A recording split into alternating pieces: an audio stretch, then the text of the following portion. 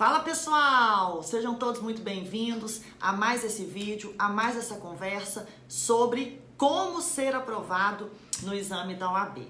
A prova da primeira fase está chegando e eu sei que você já está esperando por esse dia. Não tenha dúvida de que a primeira etapa é a mais difícil de ser superada e por isso, você já sabe disso também, o índice de reprovação é tão alto. E é exatamente para aumentar a sua chance de aprovação que eu estou aqui batendo esse bate-papo com você. Eu sou a professora Ana Paula Lucas, especialista em aprovação no exame da OAB com o direito do trabalho. E antes de mais nada, eu quero te pedir para me seguir nas minhas redes sociais, lá no Instagram, @prof.AnaPaulaLucas e no YouTube, Professora Ana Paula Lucas. Porque será através desses canais que você terá acesso a conteúdos que eu tenho certeza absoluta irão te auxiliar na sua aprovação definitiva no exame da OAB. E no nosso bate-papo de hoje, eu vou te contar quais são as 8 coisas que você não pode fazer de jeito nenhum se quiser ser aprovado na primeira fase do exame de ordem. Vamos lá?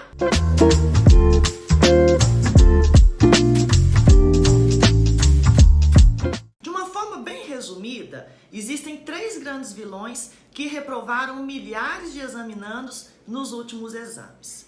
O primeiro deles é a falta de preparo do examinando. É aquele estudante que começa a estudar somente quando a prova já está chegando.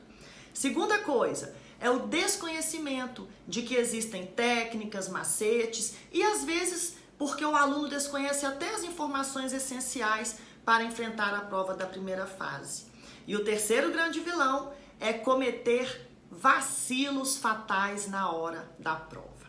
A falta de preparo é algo que não há muito como contornar. Para que você possa conquistar a sua aprovação, você precisa ter uma sólida rotina de estudos e ser muito diligente para conseguir se abster de prazeres momentâneos em prol do seu objetivo, que é ser aprovado na prova. Ou seja, é preciso que você esteja disposto a trocar os passeios, as festas ou outras atividades de lazer por várias horas de estudo diariamente. No meu ponto de vista, o tempo de preparação ideal para a primeira fase do exame da OAB deve variar aí entre 3 a 6 meses. Mas uma coisa é fato, quanto antes você começar, melhor será. E caso você inicie a sua preparação com menos tempo que isso, faça o melhor com aquele tempo que você tem disponível. O segundo grande vilão é relativamente fácil de ser contornado. Grande parte do exame da OAB, porque grande parte das questões que caem na primeira fase do exame da OAB, você consegue resolver, claro, além do conteúdo que você teve, mas você consegue resolver usando técnica. É isso mesmo. Não quero que você se deixe enganar pela ilusão criada por cursinhos de que se você assistir a todas as videoaulas disponíveis, você conseguirá a sua aprovação.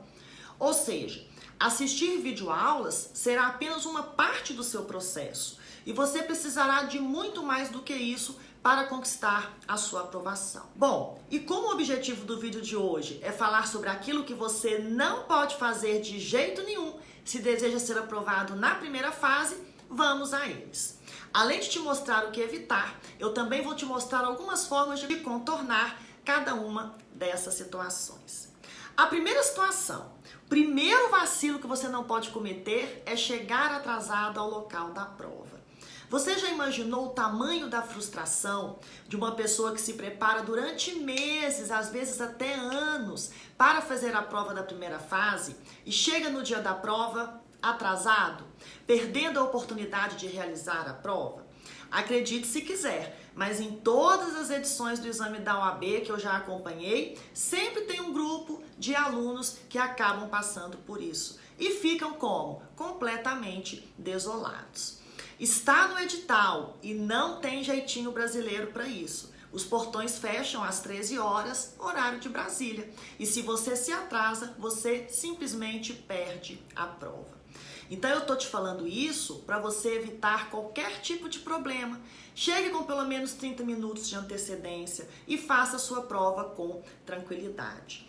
Além dessa situação de você poder perder a prova, ainda tem a situação do nervosismo, né? Imagine que chegando no horário, o aluno já está nervoso, o aluno já fica emocionalmente abalado.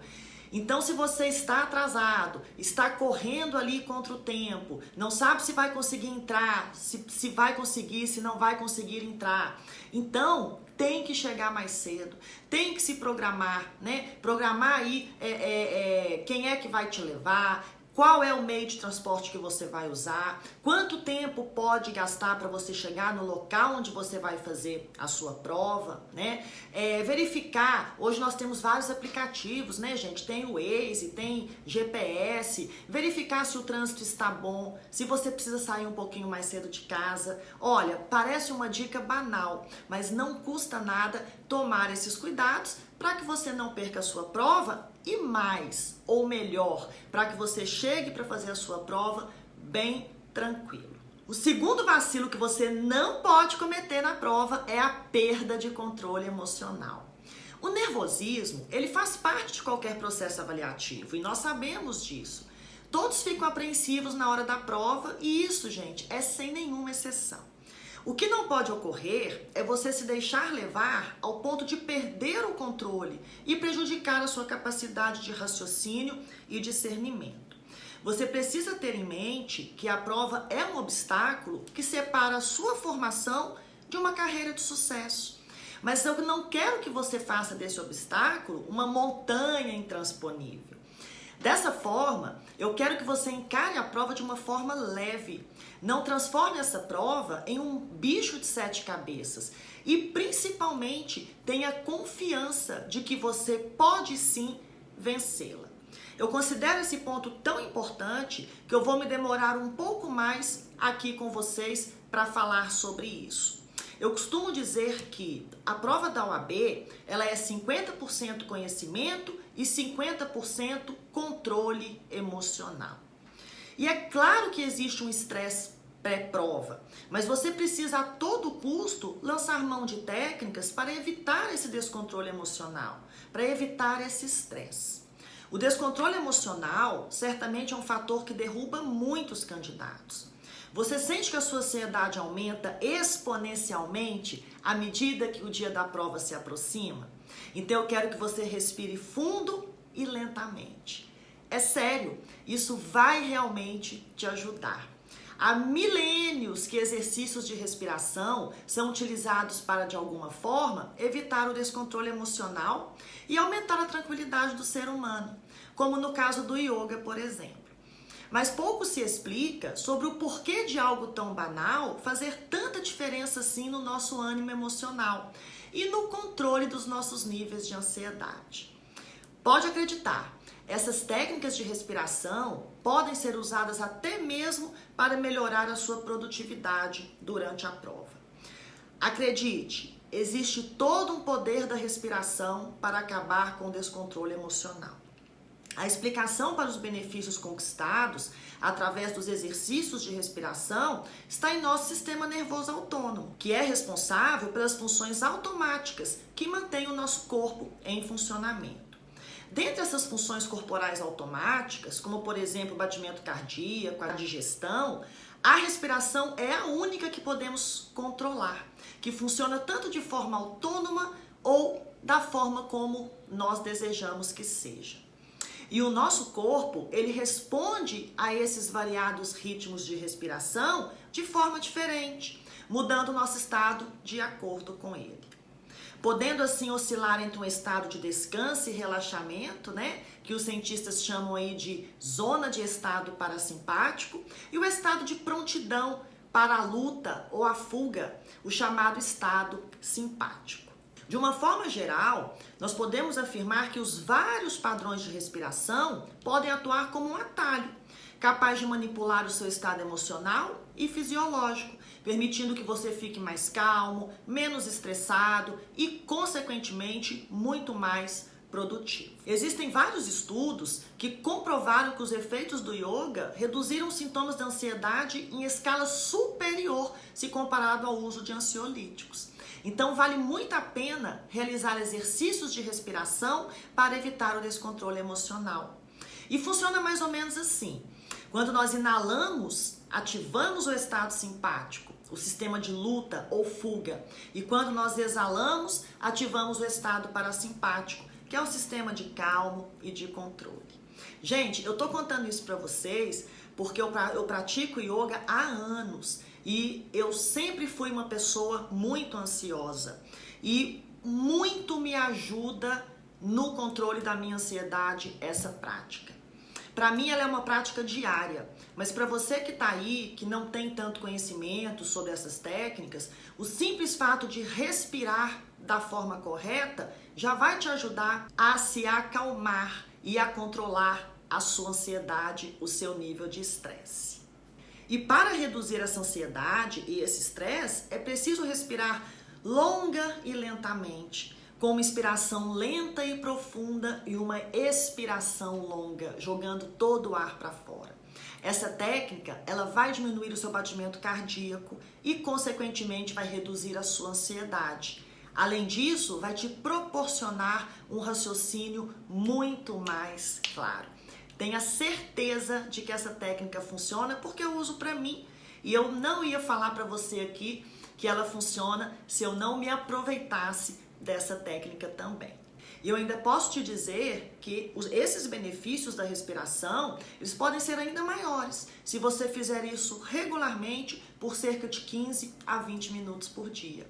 Então você pode começar hoje e chegar no dia da sua prova totalmente zen. O que é que você acha disso? Vai te ajudar muito, eu tenho certeza. Relaxa o corpo e experimente. Você irá sentir toda a diferença. O terceiro vacilo que você não pode cometer de nenhum jeito é focar em fazer 40 pontos na prova da OAB. Um dos maiores erros, dos candidatos é o foco demasiado no mínimo de acertos para superar aí essa fase da prova objetiva.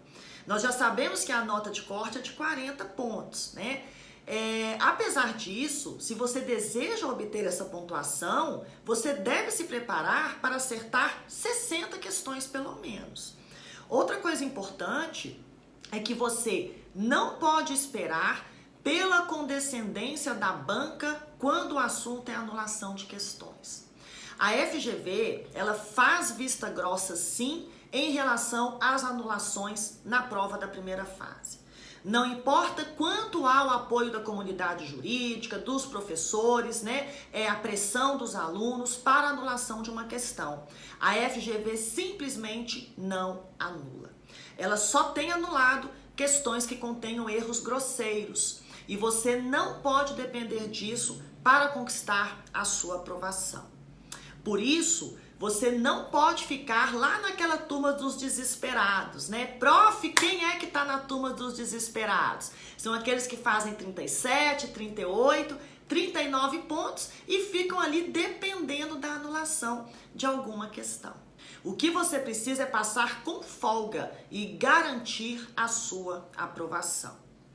Tem uma outra coisa que pode acontecer, que às vezes eu brinco com o aluno, eu falo, olha, você dormiu aprovado e acordou reprovado, Por quê? Vai que você erra na hora de ter passado uma questão para o gabarito oficial, Se você errar uma questão, imagine que você estava certo que tinha feito 40, mas passou errado para o gabarito, não viu isso na hora e mesmo se você tivesse visto, não tinha como rasurar o gabarito e aí você está como? Reprovado, Então, por isso que nós não podemos confiar em fazer 40 pontos. Precisamos subir aí esse nível de acertos para que você passe de uma forma bem tranquila, busque o seu curso da segunda fase, Fique tranquilo no sentido de que agora eu estou indo para o próximo passo e essa carteira é minha. É assim que eu quero que você se sinta quando você sair da prova da sua primeira fase. Então, se você realmente deseja alcançar os 40 pontos, não despreze as demais 40 questões que estão lá na sua prova. Os candidatos que vão para a prova com estratégias mirabolantes de questões contadas, sendo o excedente tratado aí às vezes até como um chute aleatório, eles geralmente são reprovados. Em razão disso, não despreze nenhuma matéria, não negligencie nenhuma questão. Todas elas serão muito valiosas para a sua aprovação. Quarto vacilo que você não pode cometer, gente, presta atenção. Na dúvida, opte sempre pela primeira escolha. Uma coisa é certa, na dúvida entre duas alternativas, a primeira escolha geralmente é a que possui maior probabilidade de estar correta, ou pelo menos tem mais recorrência de estar. Isso não possui nenhum dado estatístico, tá? Ou estudo científico. Essa é apenas uma percepção que eu tenho verificado ao longo de anos ensinando alunos a serem aprovados no exame da ordem. Explicar o porquê ou como poderia existir uma correlação é algo muito difícil de atestar. E essa nem é a minha intenção aqui. Mas é fato que em muitas questões você ficará em dúvida entre duas alternativas.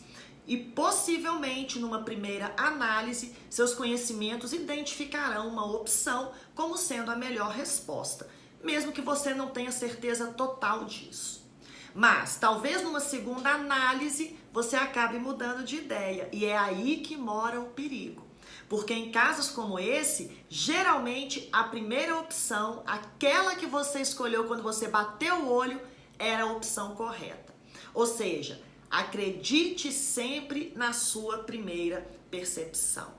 Eu já me deparei com vários alunos, que falaram comigo assim, professora, eu fiz a prova toda, depois eu fui fazer uma revisão das questões. E na revisão, eu troquei 3 respostas, eu troquei 5 respostas. E o que aconteceu? Se eu tivesse deixado aquilo que eu tinha respondido primeiramente, eu teria sido aprovado.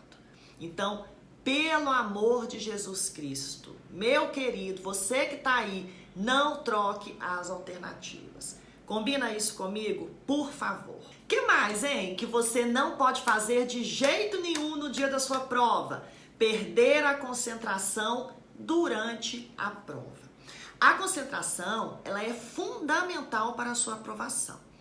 Além do tempo despendido normalmente para responder uma questão, sempre que você perde a sua linha de raciocínio, você irá levar algum tempo para retomá-la.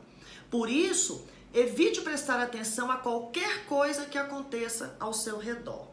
Gente, é claro, né, que em todas as salas de prova sempre vai ter alguém comendo alguma coisa barulhenta, né, um biscoito, um Cheeto, seja lá o que for. Vai ter alguém ali que vai estar muito ansioso, né, batendo o pé no chão, na mesa ou fazendo qualquer outro tipo de barulho. Mas você não pode se deixar levar por isso, ou melhor, você não pode se desconcentrar por conta das outras pessoas. Então você precisa fechar os olhos e os seus ouvidos para tudo aquilo que está ao seu redor e se concentrar ali somente na sua prova. Pense que o seu tempo é curto e que você precisa manter a atenção unicamente no seu objetivo. Sexto vacilo, sexta coisa que você não pode fazer de jeito nenhum é negligenciar um momento de pausa durante a sua prova, parar um pouco durante a sua prova. O excesso sempre deve ser evitado, inclusive o excesso de concentração. O nosso cérebro, ele costuma chegar ao seu ápice de desempenho por volta aí de 50 minutos de atenção. Depois disso, a sua capacidade de raciocínio ela vai perdendo eficiência e eficácia. Por isso, durante a sua prova, faça de 2 a 3 intervalos, levante um pouco, estique as suas pernas, vá até o banheiro, esvazie um pouco a sua mente. Com 3 minutinhos, você já consegue bons resultados no alívio do estresse gerado pela sua prova, além de recuperar aí a plenitude da sua capacidade de raciocínio.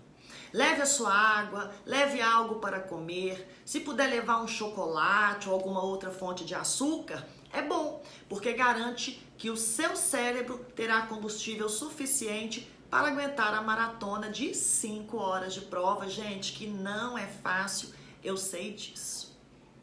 Sétimo vacilo, ou sétima coisa que você não pode fazer, é deixar de administrar muito bem o seu tempo de prova. Vocês têm 5 horas para fazer a prova. E um dos maiores erros dentre os examinandos na primeira fase é a administração desse tempo. Essa falta de monitoramento do tempo disponível, ela pode resultar em diversas consequências. Talvez você precise chutar questões sem ao menos nem ter lido o enunciado porque não teve tempo. Deixar questões sem resposta porque não teve tempo. Se atrapalhar no momento de transcrição das respostas para o caderno oficial porque não teve tempo. E o pior de tudo, não ter tempo suficiente de transcrever as suas respostas para o caderno oficial. Ou seja, todos esses efeitos colaterais são consequências da falta de administração do seu tempo de prova. Para ter um maior controle do tempo disponível, não existe remédio. A única coisa que você precisa fazer é praticar. Para isso, você precisa fazer simulados. Simulados que tenham 80 questões, cronometrando ali o seu tempo. Você pode ter certeza que a realização de simulados dentro dos parâmetros do dia da sua prova vai te ajudar muito a lidar com a questão do tempo. E essa questão do tempo também, ela pode nos levar aí ao 8º vacilo que você não pode cometer de jeito nenhum, que é trocar a ordem de transcrição das respostas. Isso pode ter a ver com a falta de tempo? Sim, mas pode ter a ver também com a falta de estratégia para a resolução da sua prova. E pode ter certeza de que esse erro pode custar a sua aprovação. Transcrever as suas respostas para o caderno oficial deve ser um procedimento imprescindível no dia da sua prova. Um procedimento imprescindível para a sua aprovação. Devido ao grau de concentração necessária e à sua importância, você precisa reservar pelo menos de 20 a 30 minutos para dedicar-se exclusivamente a essa atividade. Me responde aqui, o que adianta você ter respondido toda a sua prova, ter acertado 80 questões, se você não tiver tempo para passar as respostas para o caderno definitivo, para o caderno oficial? E eu posso te afirmar que não são poucos os examinandos que cometem esse erro. Mas o problema não se resume à ausência da transcrição, né? Você precisa ter concentração, você precisa ter foco enquanto estiver fazendo essa atividade. Por quê? Você pode transcrever de forma errada, né? E pensa comigo, se você transcreve uma questão errada, já era, porque você não pode rasurar o seu caderno definitivo. Outra coisa que pode acontecer, você transcreve uma resposta errada e vai seguindo a ordem que você anotou lá atrás, e aí você sai errando todas as demais questões. E aí você já sabe, né, que marcou errado, não há mais o que fazer. Esse é um dos detalhes que, por mera falta de atenção, podem definir a sua aprovação no exame da ordem. Se você gostou desse conteúdo, curte aqui, deixe o seu like, envie para os seus amigos, compartilhe, vá lá no YouTube, gente, se inscreva no meu canal, ativa o sininho. Me ajuda, né? Porque eu também estou aqui para ajudar vocês. Eu tenho certeza que vocês não irão se arrepender se ficarem aqui comigo, porque o conteúdo que eu estou trazendo para vocês é para ajudá-los a serem aprovados no exame da OAB e ficarem livres definitivamente dessa prova. Vejo vocês no próximo vídeo. Um beijo da prof e até lá!